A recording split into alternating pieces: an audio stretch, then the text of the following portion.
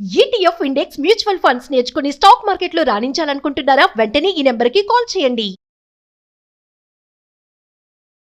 నమస్తే రమ్మగారు. నమస్తే జయ. చందమామ కథ ఒకటి చెప్పుకుందామండి.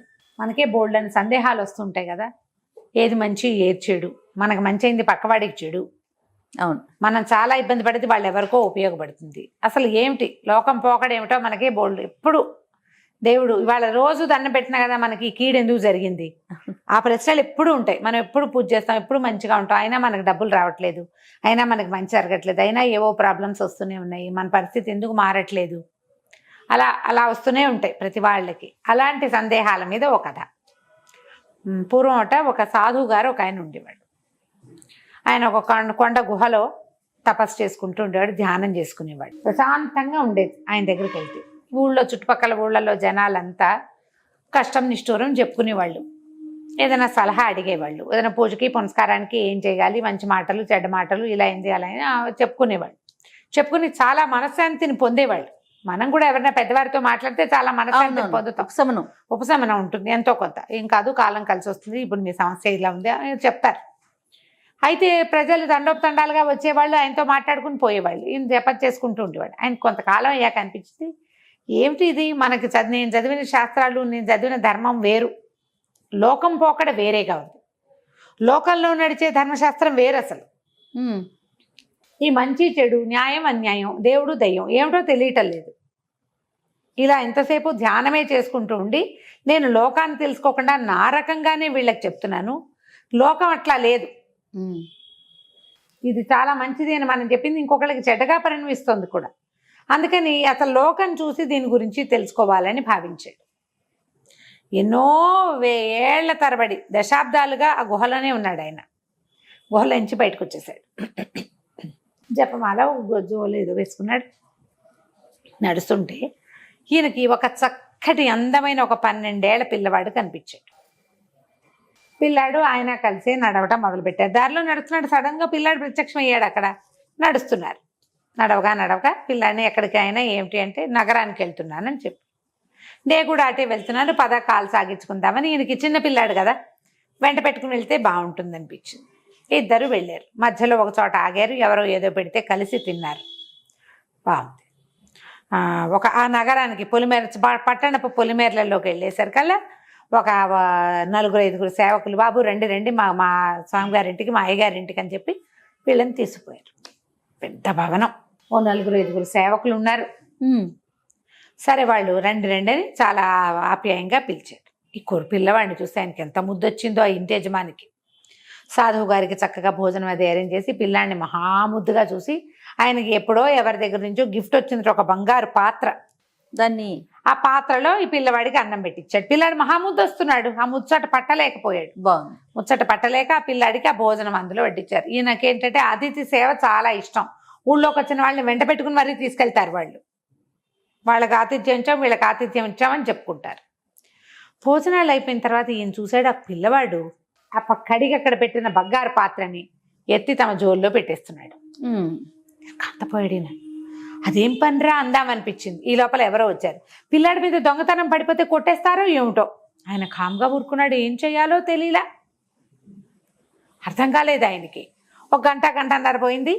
వాళ్ళు చూసుకున్నారు, పాత్ర కనపడలేదని. ఇల్లంతా వెతుక్కున్నారు, నా చావు చచ్చారు. ఎంత వెతుక్కున్నా దొరకలా. ఈయనకి భయం వేసేసింది చెప్పడానికి. మధ్యలో పిల్లాడికేసి చెప్పని సైగ చేశాడు. వాడు ఇట్లా తలడ్డం ఊపాడు, కళ్ళు ఆరిపాడు, మాట్లాడకుండా ఉండు అని. మాట్లాడలేకపోయాడు ఈయన. చీకటి పడే వేళకి అక్కడి నుంచి బయలుదేరారు. సాయంకాలం అక్కడి నుంచి బయలుదేరారు. వీళ్ళ జోల్లోనే ఆ బంగారు పాత్ర ఉంది. వాడి మీద చాలా కోపం వచ్చేసింది. ఆయన అడిగాడు, ఏమిట్రా అబ్బాయి ఇట్లాంటి పని చేసావు అని కేకలేద్దాం అనుకున్నాడు. అడిగాడు కానీ ముందు వాటికి నీకే తెలుస్తుందిలే తాత అన్నాడు. ఆయన ఏం చెప్పాలా పిల్లవాడు. పాత్ర మాత్రం తెచ్చేశాడు. అక్కడి నుంచి వీళ్ళు ఇంకా ముందుకు వెళ్ళేసరికల్లా సడన్గా మబ్బు బట్టి వాన జల్లు మొదలైంది. వీళ్ళు పరిగెత్తుకుంటూ వెళ్ళారు. అంతా నెరాబాగా ఉంది, ఎక్కడా ఆసరా దొరకల. వెళ్ళగా ఒక పాతకాలపు పెద్ద మిద్దె ఇల్లు కనిపించింది. ఆ మిద్దె ఇంటి తలుపు కొట్టారు. రాత్రికి ఇక్కడ ఉంటామని అడిగితే ఆ ఇంటి ఆయన పార్రమ్మ పిసినారు, లోపలికి రానిచ్చేలాగా లేడు. అక్కడి నుంచి గిన్నెలు అవి తోమడానికి వంట సామాన్లన్నీ బయటపడేశారు. ఏమైనా ఆహారం దొరుకుతుందంటే ఆ గిన్నెలో ఉన్నది గీక్కుని తినండి, అవే ఉన్నవన్నారు. గిన్నెల్లో కాస్త కోస్త అడుగు పొడుగు అన్నము, అంత కూర, ఇంత పులుసు, కాస్త ఎంత ఉంటాయి రాత్రికి పడేసే పాత్రల్లో, ఆ అడుగు పొడుగు అన్నం తిని ఈ ముసలాయన, ఈ అందమైన కుర్రాడు వాళ్ళ పంచలో పడుకున్నారు. పడుకున్నాక ఆ గీక్కుని తినేదే అంతే. పిల్లాడి పొద్దునే మళ్ళీ వెళ్ళిపోతూ ఇక్కడి నుంచి బయలుదేరారు. వీళ్ళు బయలుదేరి అబ్బాయి ఏం చేశాడు, ఆ పాత్రని వాళ్ళ ఇంట్లో పెట్టేసి వచ్చాడు. వదిలేశాడు బంగారు పాత్రని. బయటకు వచ్చేసారు. వచ్చేసాక ఈయన సంచిలో చూస్తే పాత్ర ఏది అంటే అక్కడ వీళ్ళ ఇంట్లో పెట్టాను అన్నాడు. ఆయన నిర్ఘాంతపడి, ఊరిని దుంపదేగా, అసలు రోడ్డు మీదకి ఎదురొచ్చి ఆతిథ్యం ఇచ్చి ఇంటికి తీసుకెళ్ళి కమ్మగా షడ్రసోపేతమైన రుచికరమైన పదార్థాలు అన్నీ వండి పెట్టి ముద్దు కొద్దీ నీకు బంగారు పాత్రలో వడ్డించిన వాడింటో దొంగతనం చేసావా నువ్వు? వాడి పాత్ర కాస్త పుచ్చుకొచ్చేసావు. రాత్రి ఎండు చిక్కులు గీకి పెట్టి గీక్కుని తిన్నావు, వాడేం పెట్లా, మనమే గీక్కుని తిన్నాం. పంచలో పడుకొని ఇచ్చాడు, చల్లో పడుకున్నాము, వీడికేమో బంగారు పాత్ర ఇచ్చావా? ఏమిటిది, నాకు అర్థం కావటం లేదు నీ ప్రవర్తన అంటే పిల్లవాడు నవ్వాడు. అవును, మనకి షడ్రసోపేతంగా భోజనాలు పెట్టారే, వాడి దగ్గర డబ్బేం లేదు, వాడు పూర్వకాలం నుంచి అట్లా పెడుతున్నాం కాబట్టి ఏమీ లేకపోయినా సరే అప్పు చేసేనే ఇట్లా పెట్టుకుంటున్నాడు. ఇప్పుడు ఒక వస్తువు పోయిందా, వాడికి బుద్ధి వచ్చింది, వాడు ఇంకా రోడ్డు మీదకి పిలిచి పంపించి భోజనాలు పెట్టడు, దారిలోకి వస్తాడు, కలిగినంత ఇంటికి వచ్చి వాకిటోకి వచ్చి అడిగిన వాడికే పెడతాడు. ఇక విసురుగిన భోజనాలు అవి చెయ్యడు. ఇప్పుడు చూడు, 4 సైనికుల్ని 4 సేవకుల్ని పంపించి ఊళ్ళోకి వచ్చిన వాళ్ళని వాడు పీక్కెళ్ళటం ఎందుకు చెప్పు? ఎవరికి కావాల్సింది వాళ్ళు వెళ్తారు కదా, నీ సందులోకి వచ్చి నీ వాకిలు గుమ్మంగా తట్టిన వాడికి అన్నం పెడితే సరిపోతుందా? అతనికి ఆ జ్ఞానం లేదు, వస్తువు పోవటం వల్ల వాడికి ఆ జ్ఞానం వచ్చింది. కావాలంటే ఈసారి వెళ్ళేటప్పుడు కనుక్కో, నీకే తెలుస్తుంది. రెండో ఇంట్లో పొద్దునే లేచి బంగారు పాత్ర చూసుకున్న వాడి పరిస్థితి ఏంటి? రాత్రి మనం చేసిన దానానికి ఫలితం, మనం చేసిన దాని ఏంటి, వెధవ ఎండు చెక్కులు తినండిరా అని చెబితేనే బంగారు పాత్ర వస్తే చక్కగా వండి వడ్డిస్తే ఎంత వస్తుందో. పిసినార్తనమ్మా అనుకుని దానం చేయటం మొదలు పెడతాడు. లోకం రీతి ఇది. కలిగిన వాడికి పోయిందంటే ఎట్లా ప్రవర్తించకూడదో వాడు తెలుసుకుంటాడు. లేని వాడికి దొరికిందంటే ఏ ప్రవర్తన వల్ల ఇది వచ్చిందో దాన్ని ఇంకొంచెం పెంపొందించుకోవాలనుకుంటాడు. ఇదే ధర్మం అని చెప్పాడు. ఉన్నట్టుండి పిల్లవాడి మాట చెప్పంగానే థళథళలాడుతూ బట్టలు అవి వచ్చేసినవాడు, సామాన్యమైన పల్లెటూరు పిల్లవాడిలాగా కనపడ్డవాడు ఒక దేవదూత స్వరూపంలో ప్రత్యక్షమయ్యాడు. నవ్వుతూ వెళ్ళిపోయాడు.